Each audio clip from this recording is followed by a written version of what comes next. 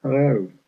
Um, so I thought I'd make a really quick video to share what I've been doing in Handsoft because I realize it's probably not the kind of thing that I'll be able to explain just by typing a load of text into Slack. So I thought I'd just make this really quick video. I'll try to keep it really brief because I appreciate it's not the most exciting, fun stuff. But it is quite important, so do bear with me for the next, hopefully, no more than 5 to 10 minutes.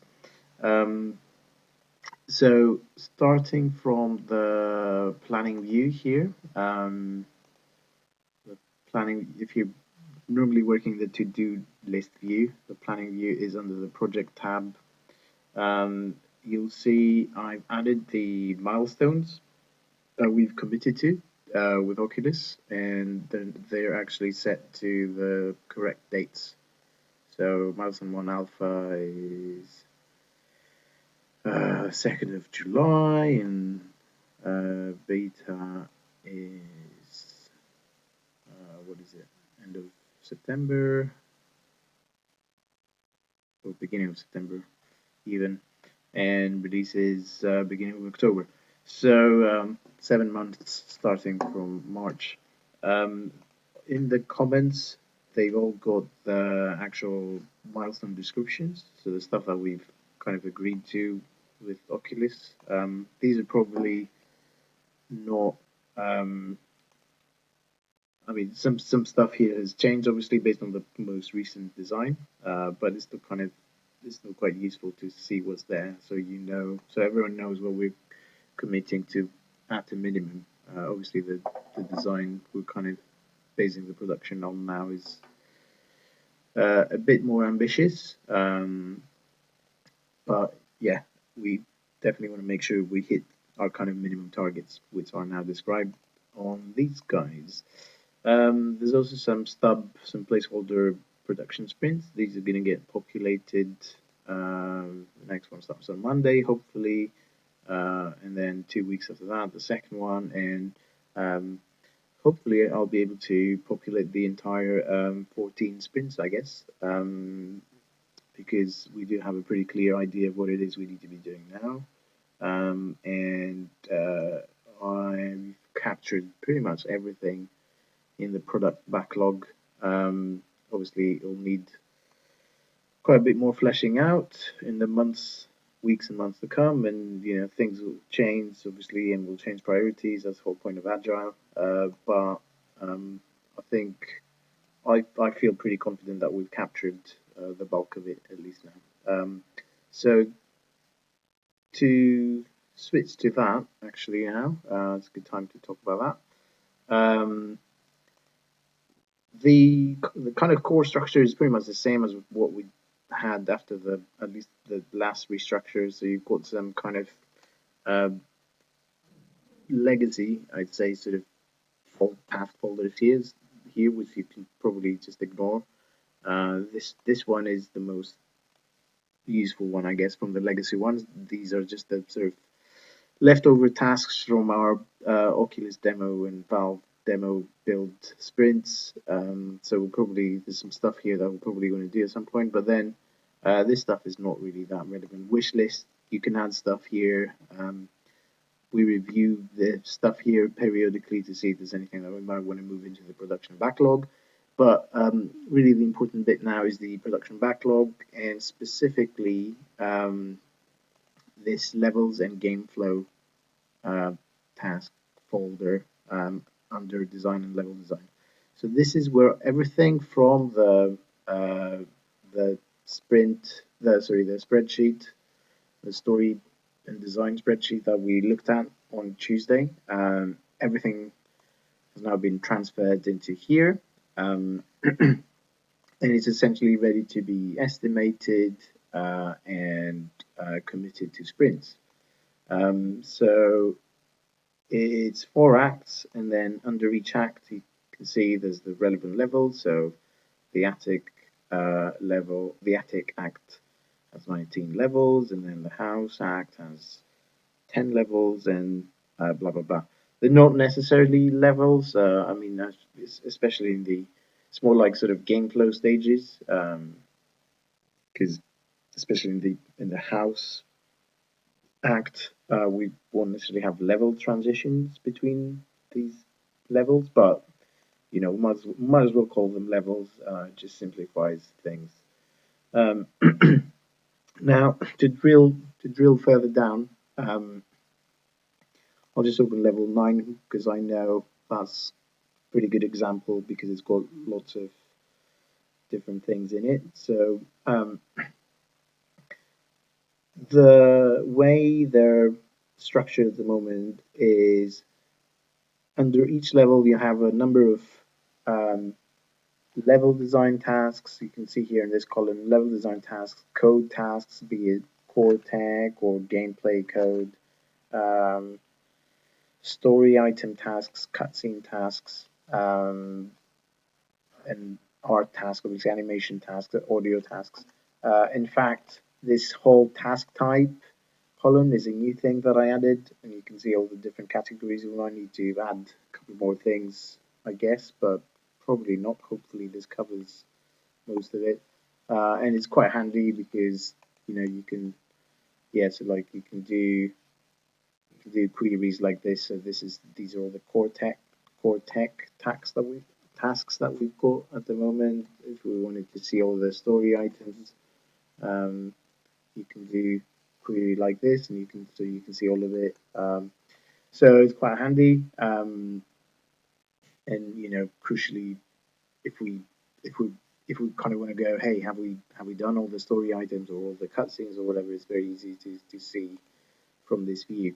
Um, so so that's what that's there for. The other benefit you get from this is that you can uh, allocate or you can assign tasks when you change. So for instance, if I change this to an art task, then it immediately gets allocated assigned to Ian.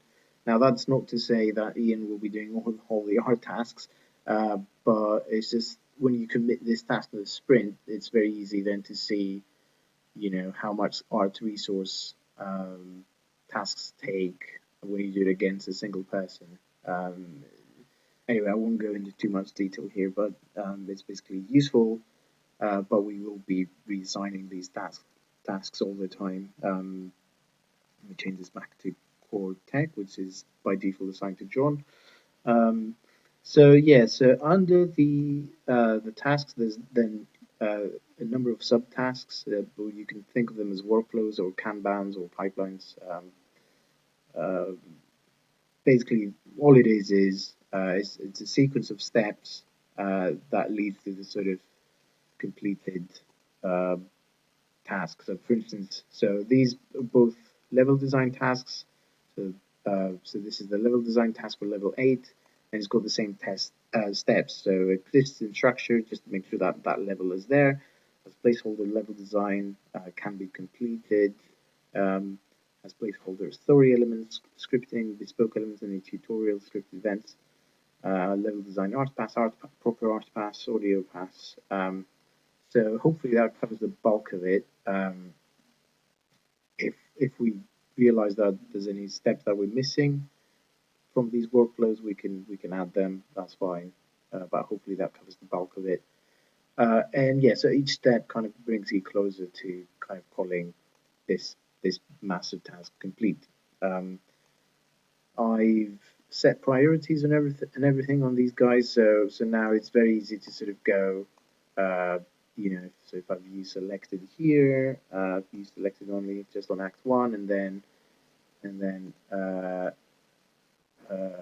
switch to the priority view, then it's very easy to see what stuff we need to be addressing at a very high priority. So all of this stuff was probably going to get committed to the first sprint. So as you might imagine, it's things like make sure the levels are there, the placeholder levels are there, make sure the placeholder text and VO and stuff like that is in place. So yeah, so that's all well and good, and I'm going to go ahead and so I've done all that stuff for Act One, and I'm going to go ahead and do that for the remaining acts, so acts 2 to 4 as well. But yes, Act 1 has all of its tasks and sort of subtasks. So, for instance, here's a story item. That's not tagged as a story item, so let's do that real quick.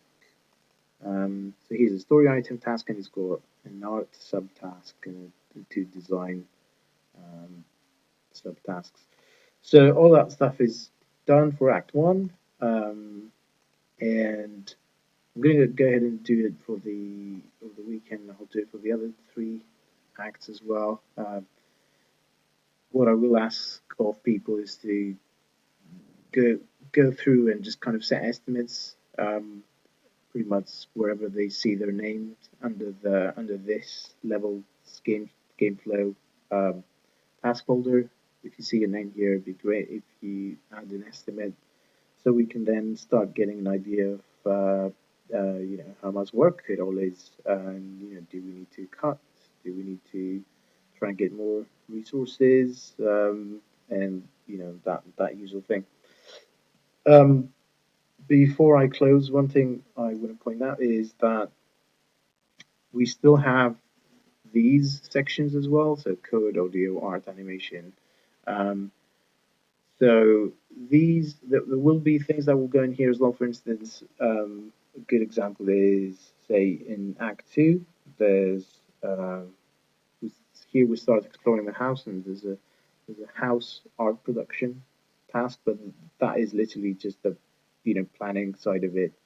Um, then this will generate a lot of sort of make a table, make a chair, make a I don't know, door tasks. So these will actually go in the respective um, in the respective task folders in here. So for instance, there's an environment, and then there's a house section here, and then it's got the specific rooms. There's a section for the basement.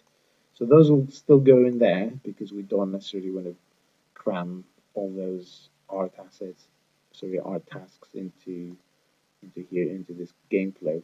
So this is more of our kind of high level plan.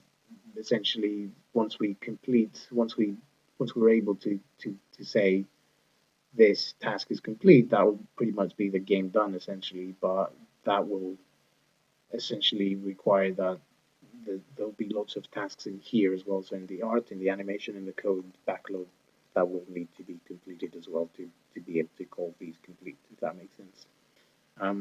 But yeah, so so this will be driving our sort of top level strategy, production strategy, I guess. And then in here we'll have kind of specific subtasks that won't necessarily, excuse me, apply to specific levels per se, but will be kind of reusable across different levels.